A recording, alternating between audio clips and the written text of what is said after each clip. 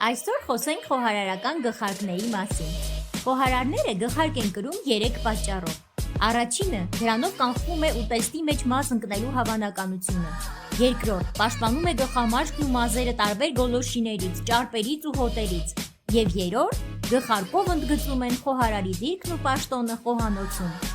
Գլխարկը պետք է լինի թեթև եւ հարմարավետ։ Ինչ կարող է պատմել գլխարկը խոհարարի մասին։ Բանդանա կամ գլխաշոր կրում են պիցա պատրաստող խոհարարները, սուշի պատրաստողները, սկսնակ կամ խոհարարի օգնականները։ Կեպկա կամ երեսկալով գլխարկներ կրում են հիմնականում արագ սնունդ պատրաստող կամ բացօթյա խոհանոցներում աշխատող խոհարարները։